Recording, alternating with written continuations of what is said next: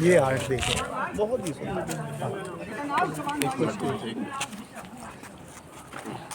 उनको ले लो, फिर उस पर अपन लोग यस। अब देखिए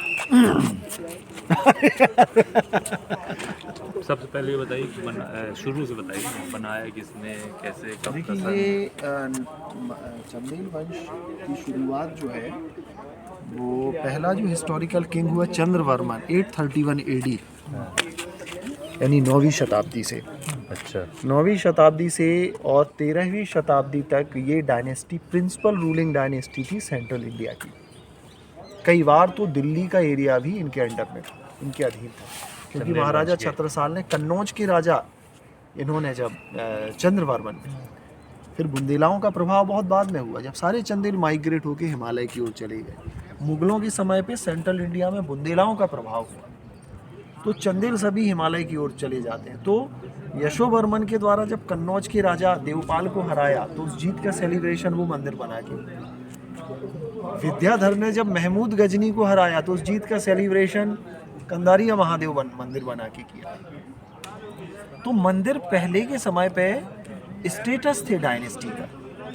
जिस डायनेस्टी में जितने मंदिर, वहाँ पे एजुकेशन उतने ही ज़्यादा सेंटर, एजुकेशनल सेंटर होंगे, उतने ही ज़्यादा कल्चरल एक्टिविटी वो फ्लरिश होगी डायनेस्टी, और इकोनॉमी भी उतनी ही ज़्यादा होगी। जैसे आज के समय पे लोग गाड़ियाँ खरीदते हैं, फ्लैट लेते हैं, नए नए बिजनेस डेवलप अपने बढ़ाते हैं, तो वैसे ही मंदिर अपने आप में बेस्ट अप्रोच होती थी।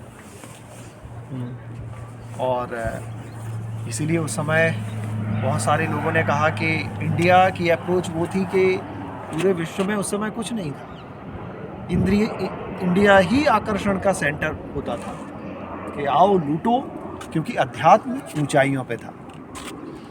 स्कॉलर्स ने, जो विदेशी आक्रांत आए, उनके जो स्कॉलर्स आए उनके साथ कि हमारे राजा क्या देख रहे हैं, तो उन्होंने भी लिखा कि इंडिया, हमारे राजाओं को जब पता चला कि इंडिया ऐसी जगह है जहाँ चींटी पैर के नीचे आ जाए तो लोग पश्चाताप करते हैं, तो बोले यार इससे अच्छा क्या। और प्रॉस्पेरिटी में इतनी ज़्यादा कि वहाँ पे कोई खाने पीने की कमी ही नहीं, लोग बहुत रिच हैं। तो बोले हम उन्हें मारेंगे, वो अस्त्र नहीं उठाएंगे।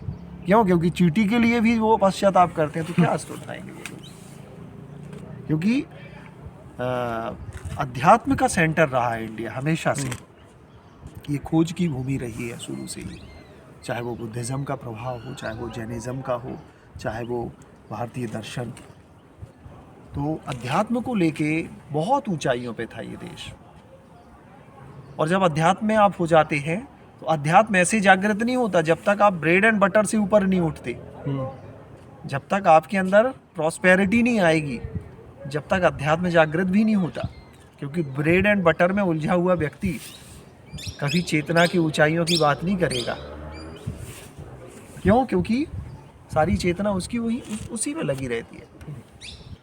जब व्यक्ति रिच हो जाता है, जब व्यक्ति को ब्रेड एंड बटर की कोई वो नहीं होती, तब व्यक्ति फिर अपने आप को खोजने निकलता है।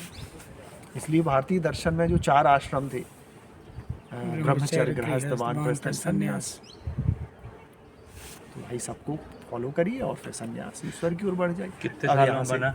ये 25 वर्ष लगे इसको, एक मंदिर। एक मंदिर को, इसको 20 वर्ष। तो जैसे तो मंदिर अलग अलग राजाओं ने अच्छा, सक्सेसर बाई सक्सेसर, और ना केवल खजुराहो, हर जगह पे मंदिर ही मंदिर। यहाँ क्यों बना, यहीं क्यों बनवाया? ये तो बहुत बड़ा सेंटर था मेडिटेशन का, बुद्धिज्म का भी सेंटर था खजुराहो। 10-12 बौद्ध मठ थे यहाँ। हाँ, अब नहीं है। अलेक्जेंडर नहीं, अब बौद्ध मठ थे, लकड़ियों से बने हुए। तो लकड़ियाँ एक समय पे सब अलेक्जेंडर कनिंघम को जब ब्रिटिश के समय पे मंदिर, जब डेंस फॉरेस्ट से कवर हो गए, तो यहाँ ब्रिटिशर्स ने लोकल महाराजा के साथ मिलकर अलेक्जेंडर कनिंघम ने रेस्टोर, तो उन्हें बुद्ध की जो प्रतिमा मिली वो म्यूजियम में रखी हुई, वो भी डीफेस। तीर्थंकर्स की प्रतिमाएं भी सब टूटी हुई है। डिवाइन स्टैचू यहाँ पे भी, गॉडेस के स्टैचू और डिवाइन जो गॉड के स्टैचू सब डीफेस। अब देखो आप, ये देखो भाई,